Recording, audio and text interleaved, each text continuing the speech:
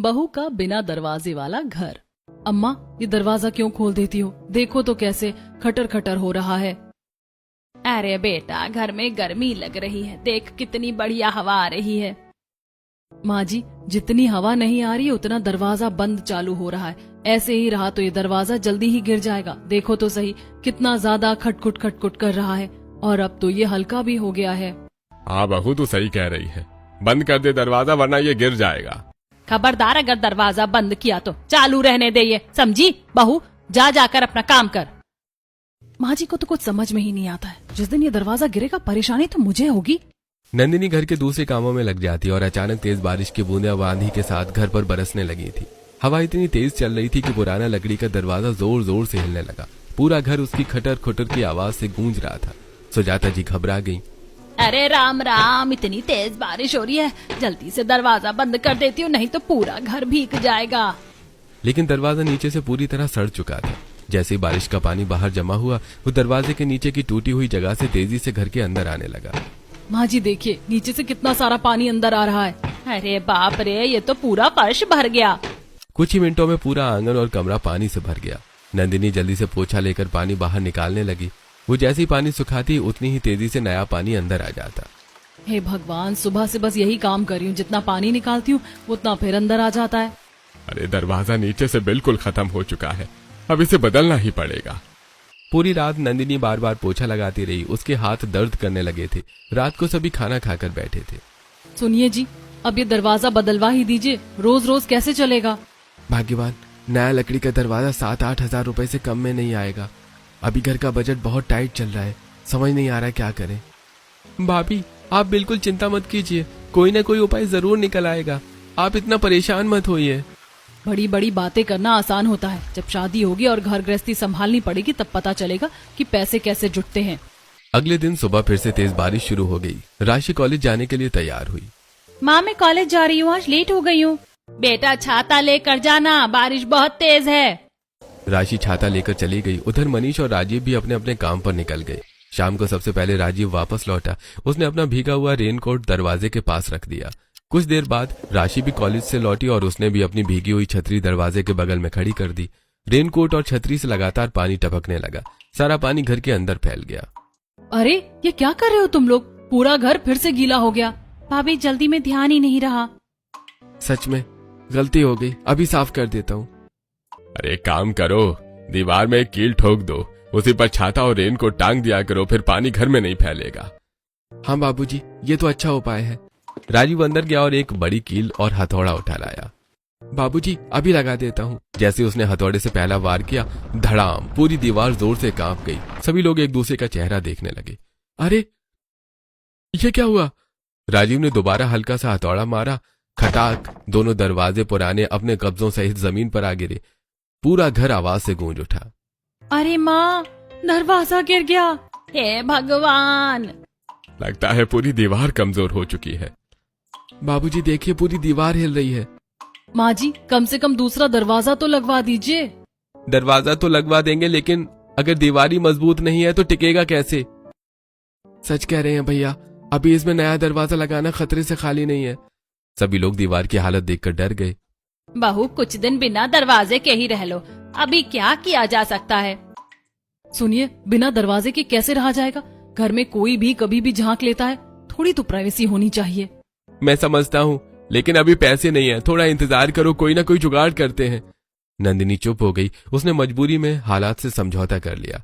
अगली सुबह नंदिनी रसोई में खाना बना रही थी। उसी समय पड़ोस की सुषमा और मधु वहां से गुजर रही थी। दोनों की नजर जैसे ही बिना दरवाजे वाले घर पर पड़ी, वो हंसने लगी। अरे मधु, याद है ना, पहले इनका दरवाजा खटखट करता रहता था। हाँ, और अब तो खटक करके पूरा ही गिर गया। लगता है नया दरवाजा लगवाने के पैसे भी नहीं है। अरे भाभी जी, घर में दरवाजा लगवा लो, अब तो पूरा घर सिनेमा हॉल जैसा दिखाई देता है। अरे बाहर से ही सब नजर आ रहा है। अरे ओ, बहुत हंसी आ रही है, भाग यहाँ से, मेरा घर का मजाक उड़ाता है। अच्छा, जा रहा हूँ। माँ जी, उसकी क्या गलती है? जब हमारे घर में दरवाजा ही नहीं है तो लोग हंसेंगे ही। कोई भी होता तो यही करता। क्या हुआ, इतनी चुप क्यों हो? गाँव के लोग हमारा मजाक उड़ा रहे हैं। जैसे भी हो, एक दरवाजा लगवा दीजिए। अगले दिन सुबह दोनों भाई बाजार पहुंचे। वो एक बढ़ई की दुकान पर गए। भाई साहब, एक लकड़ी का दरवाजा लगवाना है, कितना खर्च आएगा? लकड़ी का बढ़िया दरवाजा 8,000 रुपए का पड़ेगा। अगर लोहे का लगवाना है तो 16-17 हजार रुपए लगेंगे। इतने महंगे हैं? अरे भाई साहब, आजकल यही रेट चल रहा है। अच्छा, लकड़ी वाला ही दिखा दीजिए। कुछ देर बाद वो बढ़ई को लेकर घर पहुंचे। बढ़ई ने दीवार को अच्छी तरह देखा, फिर उसने दीवार को हल्का सा दबाया, दीवार हिल गई। अरे भाई साहब, इस दीवार में दरवाजा नहीं लग सकता। क्यों? क्योंकि पूरी दीवार कमजोर हो चुकी है। अगर मैं इसमें एक भी कील ठोकूंगा तो आधी दीवार नीचे गिर जाएगी। पहले पूरा घर ठीक कराइए। कोई बात नहीं बेटा, जब दरवाजा नहीं लग सकता तो पर्दा लगा देंगे। ये सुनकर दोनों भाई बाजार में पर्दा देखने पहुंचे, लेकिन वहां भी उन्हें निराशा हाथ लगी। भैया, 500 रुपए से कम का कोई पर्दा ही नहीं है, और इतने हल्के हैं कि हवा चलेगी तो उड़ जाएंगे। माँ, बाजार में पर्दे भी बहुत महंगे हैं।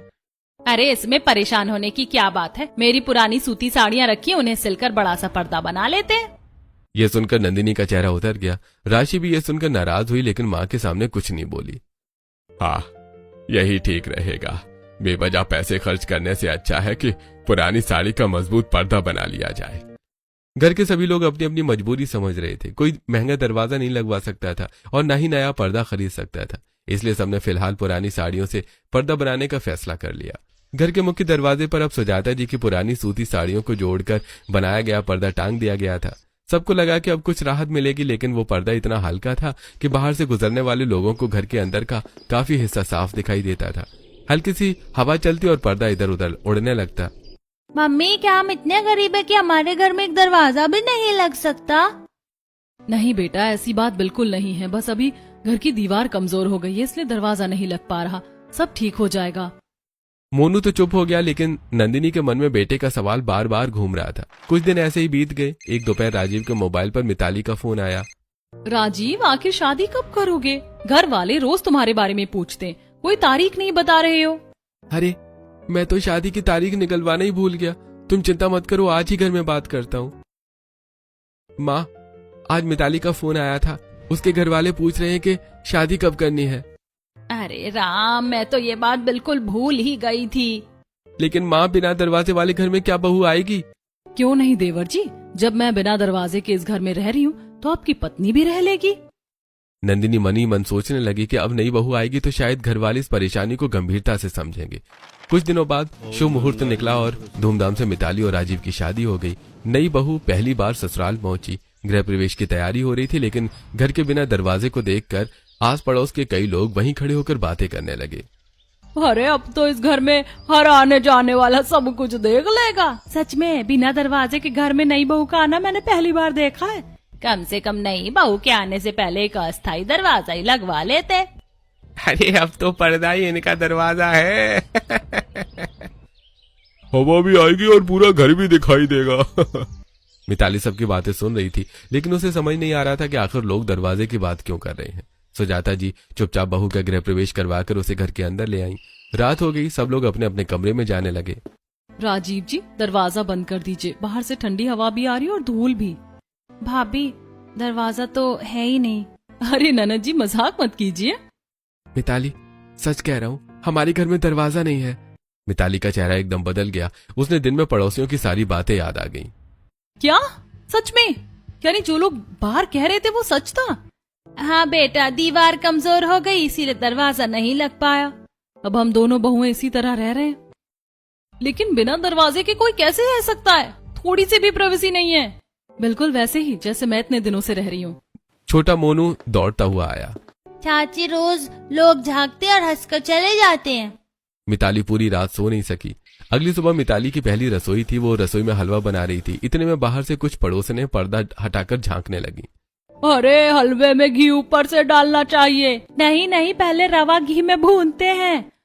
हमारे यहाँ तो बिल्कुल अलग तरीके से बनता है। तीनों की बातें सुनकर नंदिनी और राशि बाहर आ गई। अरे, आप लोग अपनी अपनी रसोई संभालिए, यहाँ झांकने की जरूरत नहीं है। पहली रसोई है, बहू को आराम से काम करने दीजिए। पड़ोसने धीरे धीरे वहां से चली गई। मिताली ने बिना घी के भी स्वादिष्ट हलवा बनाया। सभी ने उसकी खूब तारीफ की। माँ जी, दरवाजा कब तक लगेगा? बेटा, अभी तो पर्दा ही है, काम चल जाएगा। लेकिन माँ जी, अब जमाना बदल गया है। नई नई शादी हुई है, थोड़ी प्राइवेसी तो होनी चाहिए। बेटा मैं समझती हूँ, लेकिन जब तक घर की मरम्मत नहीं होगी दरवाजा लगाना मुश्किल है। दिन बीतने लगे। बिना दरवाजे के रहने की असली परेशानी अब मिताली भी महसूस करने लगी। कोई भी आता पर्दा हटाकर सीधे अंदर झांक लेता, कभी दूध वाला, कभी सब्जी वाला, कभी कोई पड़ोसी। हर बार दोनों बहुओं को असहज महसूस होता।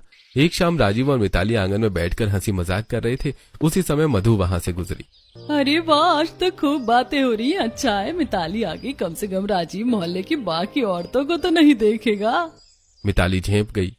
मधु जी, किसी के घर के सामने रुककर इस तरह बातें करना ठीक नहीं है। उन्हें भी थोड़ा निजी समय चाहिए। अच्छा, मैं तो ऐसे ही मजाक कर रही थी। मधु वहां से चली गई। राजीव को बहुत शर्मिंदगी महसूस हुई। मिताली, ऐसा कुछ नहीं है जैसा मधु भाभी कह रही थी। अगले दिन राजीव बाजार गया। इस बार वो मोटा कपड़े का पर्दा खरीद कर लाया। दोनों भाइयों ने मिलकर उसे टांग दिया। सबको लगा कि अब परेशानी कुछ कम होगी, लेकिन उसी शाम मूसलाधार बारिश शुरू हो गई। तेज हवा के साथ बारिश का पानी सीधे पर्दे पर पड़ने लगा। कुछ ही देर में पूरा पर्दा भीग गया। पानी बूंद बूंद करके घर के अंदर आने लगा। मिताली तुरंत बाहर दौड़ी। उसने आंगन से ईंटें उठाई, दरवाजे की चौखट के नीचे मिट्टी जमाकर ईंटों की छोटी सी रोक बनाई। फिर उसने एक पुरानी बोरी मोड़कर नीचे दबा दी ताकि पानी अंदर ना आए। बारिश रुकने का नाम ही नहीं ले रही थी। मिताली बार बार पानी निकालते, फिर पानी भर जाता। नंदिनी भी उसके साथ लगी हुई थी। दोनों बहुएं पूरी रात कभी पोछा लगाती, कभी बोरी ठीक करती, कभी ईंटें जमाती। देवरानी, कभी कभी लगता है कि बस एक दरवाजा होता तो आधी परेशानी खत्म हो जाती। सच दीदी, घर में रहकर भी ऐसा लगता है जैसे हर समय सबकी नजर हम पर हो। दोनों बहुएं एक दूसरे को देखकर चुप हो गईं। एक दिन मिताली रसोई में सोयाबीन की सब्जी बना रही थी, तभी एक पड़ोसन पर्दा हटाकर अंदर झांकने लगी। अरे मिताली बहू, आज सोयाबीन बनी है क्या? थोड़ा सा मुझे भी दे देना, मेरे घर आज सिर्फ दाल बनी है। मिताली संकोच में पड़ गई। उसने अपने हिस्से की थोड़ी सब्जी कटोरी में निकालकर पड़ोसन को दे दी। पड़ोसन खुशी खुशी चली गई। माँ जी देखिए, बिना दरवाजे के घर में कितनी मुश्किलें हैं। कोई भी अंदर झांक लेता है। अब मैंने अपने हिस्से की सब्जी भी दे दी, मैं क्या खाऊंगी? बेटा तो चिंता मत कर, मेरे हिस्से की सब्जी तू खा लेना, मैं कुछ और खा लूंगी। ऐसे कई दिन बीत गई। मौसम लगातार खराब बना हुआ था। कभी तेज बारिश, कभी ठंडी हवाएं, तो कभी धूल भरी आंधी। घर के सामने लगा मोटा पर्दा हर बारिश में पूरी तरह भीग जाता। पर्दे में पानी भर जाता और उसका सारा पानी धीरे धीरे घर के अंदर टपकने लगता। बार बार मिताली और नंदिनी पर्दा उतारती, उसे निचोड़ती, धोती और फिर से सूखाकर टांगती। दीदी, अब तो रोज यही काम रह गया है। पहले पर्दा उतारो, फिर धो, फिर सुखाओ और फिर वापस लगाओ। इससे अच्छा तो दरवाजा ही होता। देवरानी, मैं भी महीनों से यही कह रही हूँ। कभी कभी लगता है कि हमारी जिंदगी बस इस पर्दे और पोछे में ही निकल जाएगी। एक दिन दोपहर में फिर से मूसलाधार बारिश शुरू हो गई। तेज हवा चली और भीगा हुआ पर्दा पूरी तरह घर के अंदर चिपक गया। पानी सीधे कमरे में आने लगा। मिताली का धैर्य जवाब दे गया। उसने गुस्से में आकर पर्दा निकालकर एक तरफ रख दिया। अरे बहू, ये क्या कर रही है? पर्दा क्यों उतार दिया? माँ जी, ये पर्दा बारिश रोकने के बजाय और ज्यादा पानी अंदर ला रहा है। इसे बार बार धोते धोते मैं परेशान हो गई हूँ। अब बिना पर्दे के बारिश का पानी और तेजी से अंदर आने लगा। मिताली तुरंत बाहर गई। वो आंगन से ईंटें उठाकर लाई। एक एक करके उसने दरवाजे की जगह पर ईंटें जमानी शुरू कर दी। पहले एक लाइन बनाई, फिर उसके ऊपर दूसरी, फिर तीसरी। अरे बहू, ये क्या बना रही है? माँ जी, जब इस घर में दरवाजा लग ही नहीं सकता तो मैं इसे छोटी सी खिड़की जैसा बना रही हूँ। कम से कम नीचे से तो पानी नहीं आएगा। कैसी बातें कर रही है? माँ जी, मजाक नहीं कर रही हूँ। आप खुद देख रही हैं कि हर दिन कितनी परेशानी होती है। बारिश अलग, ठंडी हवा अलग, धूल अलग, और ऊपर से मोहल्ले वालों की बातें। उसी समय सामने से सुषमा और कांति गुजर रही थी। दोनों की नजर ईंटों पर पड़ी। अरे देखो, अब तो दरवाजे की जगह ईंटों से खिड़की बनने लगी। क्या लगता है नया तरीका निकाल लिया। थोड़ी दूर पर मधु, रीना, सानवी और सुचित्रा भी खड़ी हो गईं। बहू, क्या सच में पानी रोकने के लिए ईंटें लगा रही हो? हाँ दीदी, कोई ना कोई उपाय तो करना ही पड़ेगा। परेशानी तो सच में बहुत होगी। बिना दरवाजे के रहना आसान नहीं है। भगवान करे जल्दी कोई हल निकल आए। सब लोग धीरे धीरे अपने घर चले गए। बिना दरवाजे की वजह से एक और नई परेशानी शुरू हो गई।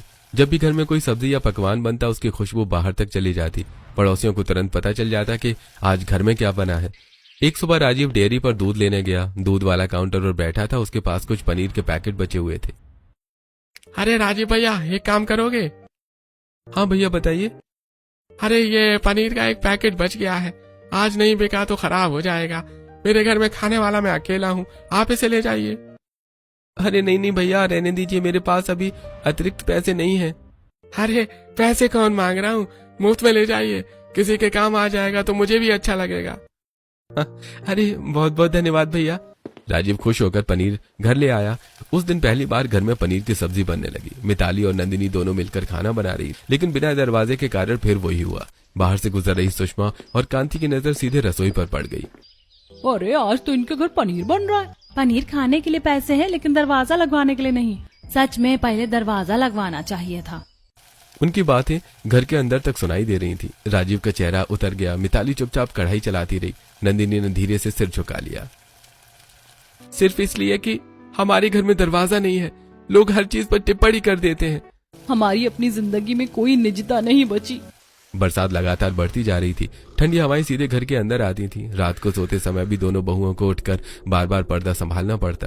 कभी बोरी ठीक करनी पड़ती, कभी ईंटें जमानी पड़ती, कभी पानी बाहर निकालना पड़ता। इसी बीच एक रात तेज ठंडी हवा चली। सुबह उठते ही मोनू सुस्त दिखाई दिया। उसका शरीर तप रहा था।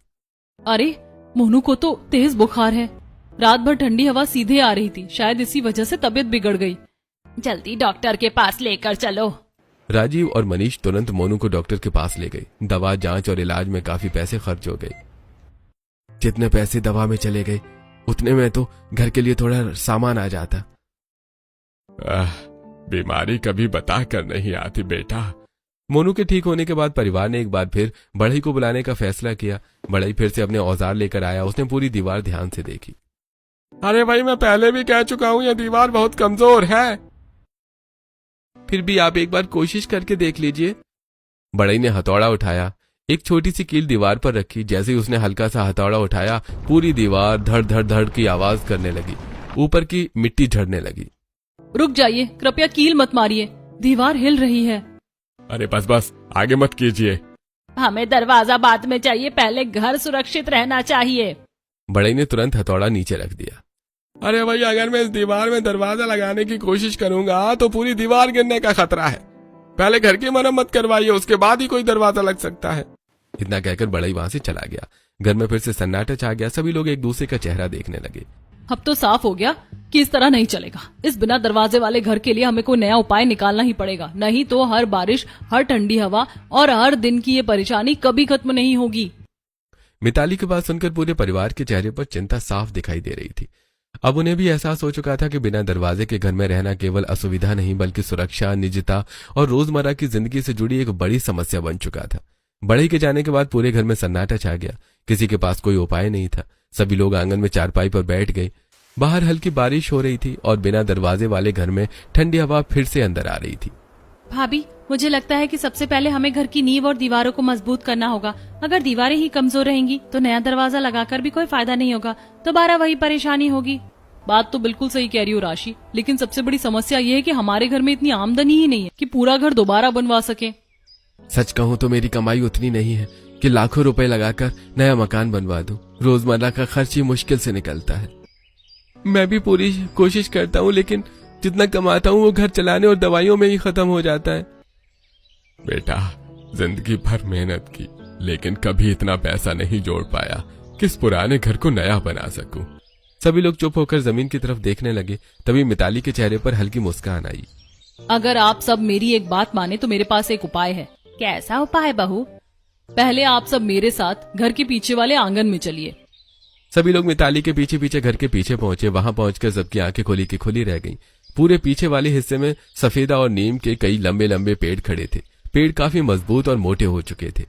अरे बहू, ये सब क्या है? इतने सारे पेड़ यहाँ कब उग गए? मुझे तो पता ही नहीं चला कि पीछे इतना बड़ा बगीचा तैयार हो गया। बाबूजी, मैं और मिताली पिछले कई महीनों से इन पौधों की देखभाल कर रहे थे।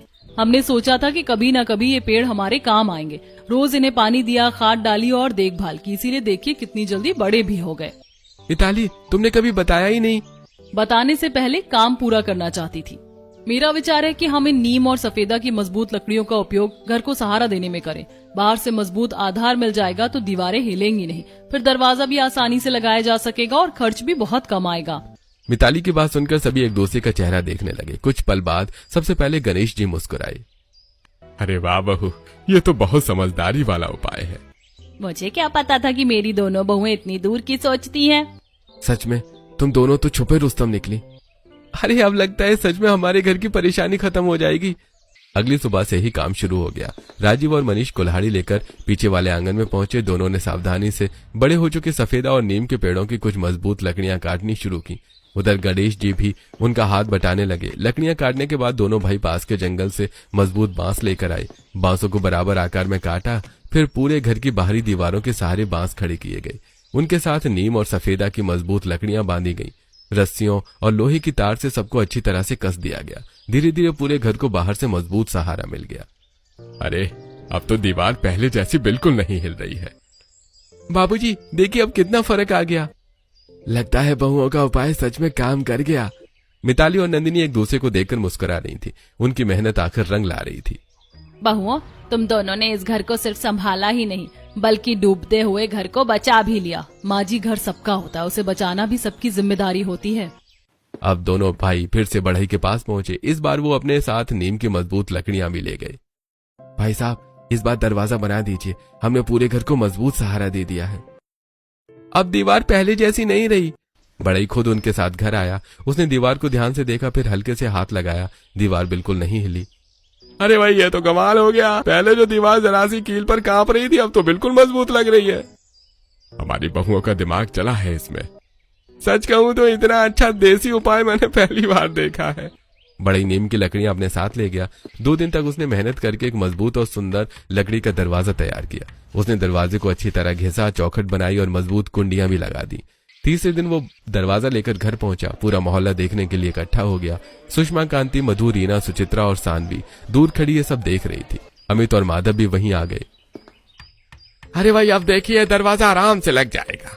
उसने चौखट जमाई, कीलें लगाई। दरवाजा धीरे धीरे अपनी जगह पर फिट हो गया। इस बार न दीवार हिली, न कोई दरार आई, न कोई आवाज हुई। अरे लग गया, आखिरकार हमारे घर का दरवाजा लग गया। कितने महीनों बाद आज चैन मिला है। भगवान का लाख लाख शुक्र है। मिताली आगे बढ़ी। उसने दरवाजे को धीरे से बंद किया, फिर अंदर से कुंडी लगा दी। पहली बार घर के अंदर सन्नाटा था। न बाहर की नजर, न ठंडी हवा, न धूल, न किसी की ताक झांक। दीदी, आज पहली बार ऐसा लग रहा है कि ये सच में हमारा अपना घर है। हाँ देवरानी, अब कोई भी बिना पूछे अंदर नहीं झांकेगा। बाहर खड़ी पड़ोसनें सब कुछ देख रही थी। वो पहले की तरह कुछ कह नहीं पा रही थी। आखिर इन्होंने दरवाजा लगवा ही लिया। घर में दरवाजा लगने के बाद पूरे परिवार के चेहरे पर अलग ही सुकून था। अब न कोई बिना पूछे अंदर झांक सकता था और न ही हर आने जाने वाला घर के अंदर का नजारा देख पाता था। पहली बार दोनों बहुओं को लगा कि उन्हें भी अपने घर की निजता मिल गई है। लेकिन दूसरी तरफ कुछ पड़ोसियों का चेहरा उतरा हुआ था। वो रोज की तरह घर के सामने खड़े होकर बातें करने लगे। अरे अब तो इनके घर में दरवाजा लग गया। हाँ, पहले जैसा कुछ दिखाई नहीं देता। अब हमारा रोज का मनोरंजन भी खत्म हो गया। पहले तो पर्दा हिलता था तो आधा घर दिखाई दे जाता था। अब तो सब बंद हो गया। सभी हंसते हुए दरवाजे के पास पहुंचे। उन्होंने धीरे धीरे अंदर झांकने की कोशिश की, लेकिन मजबूत लकड़ी का दरवाजा पूरी तरह बंद था। उन्हें कुछ भी दिखाई नहीं दिया। अरे अब तो कुछ भी नहीं दिख रहा। लगता है सच में अब ताक झांक बंद करनी पड़ेगी। इसी बीच घर की एक छोटी सी खिड़की खुली हुई थी। अंदर राजीव, मनीष, गणेश और दोनों बहुएं आराम से बैठकर चाय पी रहे थे। बाहर से गुजरते हुए अमित की नजर खिड़की पर पड़ी। वो धीरे धीरे खिड़की के पास आया और अंदर झांकने लगा। अरे जरा देखूं अंदर क्या चल रहा है। इतने में राशि की नजर उस पर पड़ गई। वो तुरंत खिड़की के पास पहुंची। धड़ाक, उसने खिड़की बंद कर दी।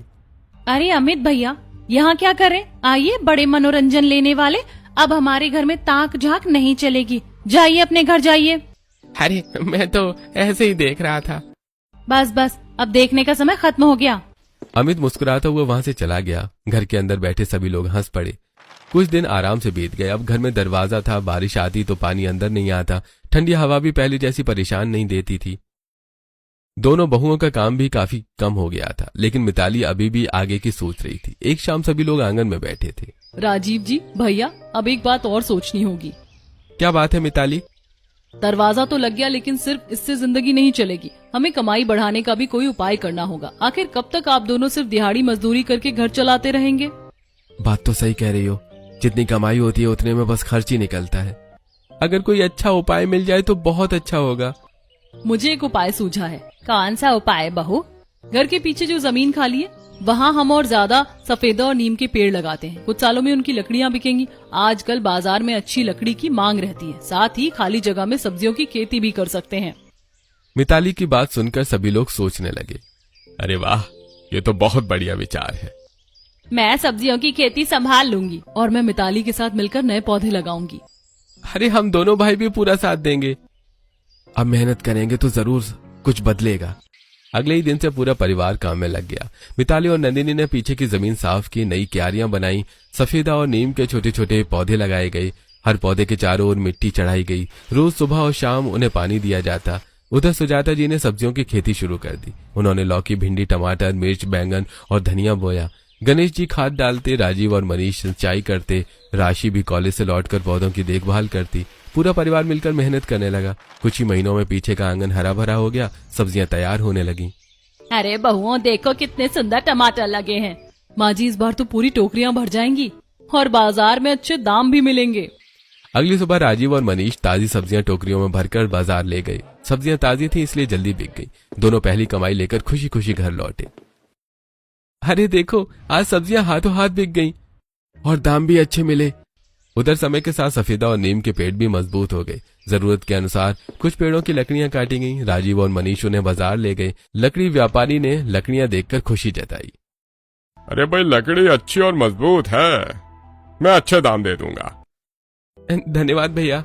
लकड़ियां भी अच्छे दाम में बिक गईं। उधर मिताली और नंदिनी जंगल से सूखी गिरी हुई लकड़ियां बीन कर लाती, उन्हें साफ करके अलग अलग गट्ठरों में बांधती और वो भी बाजार में बिक जाती। धीरे धीरे परिवार की आमदनी बढ़ने लगी।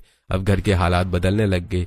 टूटी चीजें ठीक होने लगी। रसोई में राशन भरने लगा। मोनू के लिए नई किताबें और कपड़े आए। घर में पहले से ज्यादा खुशियां लौट आईं।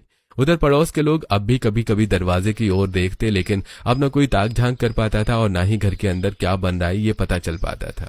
अब तो इनका दरवाजा खुलता भी है तो सिर्फ अपने लोगों के लिए। हाँ, पहले जैसी झलक ही नहीं मिलती।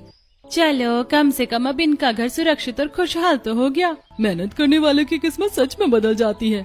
दोनों बहुओं ने पूरे घर की तस्वीर बदल दी।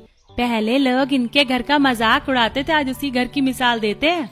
शाम को पूरा परिवार अपने नए दरवाजे के सामने बैठा था। हल्की ठंडी हवा चल रही थी। दरवाजा मजबूती से बंद था। घर के अंदर सुकून था। बेटियों, तुम दोनों ने सिर्फ दरवाजा नहीं लगवाया, इस घर की किस्मत भी बदल दी। आज समझ आया कि मेहनती बहुएं घर की सबसे बड़ी ताकत होती हैं। हमने तो सिर्फ अपना घर संभालने की कोशिश की। जब पूरा परिवार साथ खड़ा हो जाए तो कोई भी मुश्किल ज्यादा दिन टिक नहीं सकती। उस दिन के बाद उस घर को कोई बिना दरवाजे वाला घर नहीं कहता था। अब लोग उसे मेहनत, एकता और समझदारी से आगे बढ़ने वाले परिवार के रूप में पहचानने लगे। कभी जिस घर का मजाक उड़ाया जाता था वही घर अब पूरे मोहल्ले के लिए प्रेरणा बन चुका था।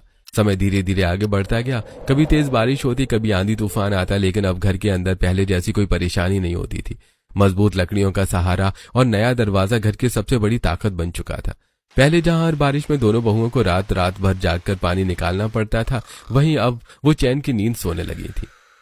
अरे बहुओं, याद है पहले एक बारिश आते ही पूरा घर तालाब बन जाता था। आज देखो कितनी बारिश हो रही है लेकिन एक बूंद पानी भी अंदर नहीं आ रहा। ये सब हमारी बहुओं की मेहनत का फल है। अगर उन्होंने हार मान ली होती तो आज भी हम उसी परेशानी में जी रहे होते। पीछे की खेती भी अब खूब फल फूल रही थी। सब्जियां रोज बाजार जाने लगी। सफेदा और नीम के नए पौधे भी बड़े हो रहे थे। लकड़ियों की बिक्री से अलग कमाई होने लगी। घर में अब राशन की कमी नहीं रहती थी। धीरे धीरे उन्होंने घर की टूटी दीवारों की मरम्मत भी शुरू कर दी। मिताली, तुम्हारे एक विचार ने हमारी पूरी जिंदगी बदल दी। और नंदिनी, अगर तुम दोनों मेहनत न करती तो शायद हम आज भी बिना दरवाजे वाले घर में ही रह रहे होते। हमने तो बस अपने घर को अपना समझकर काम किया। मेहनत कभी बेकार नहीं जाती, बस हिम्मत नहीं हारनी चाहिए। अब मोहल्ले के लोग भी इस परिवार की मिसाल देने लगे थे। जो पड़ोसी पहले हंसते थे वही अब अपनी समस्याओं में सलाह लेने आने लगे। सुषमा, कांति, मधु, रीना, सुचित्रा और सानवी भी बहुओं की मेहनत की तारीफ करने लगी। बहुओं, पहले मैं तुम्हारी बातें समझ नहीं पाती थी, लेकिन आज गर्व से कह सकती हूँ कि तुम दोनों इस घर की लक्ष्मी हो। तुमने इस टूटते घर को ही नहीं, पूरे परिवार को संभाल लिया। उस दिन शाम को पूरा परिवार दरवाजे के सामने बैठा था। बाहर मूसलाधार बारिश हो रही थी। तेज हवाएं चल रही थी, लेकिन घर के अंदर सुकून, मुस्कान और खुशियां थी। कभी जिस घर की पहचान बिना दरवाजे वाला घर थी, आज वही घर मेहनत, एकता और समझदारी की मिसाल बन चुका था।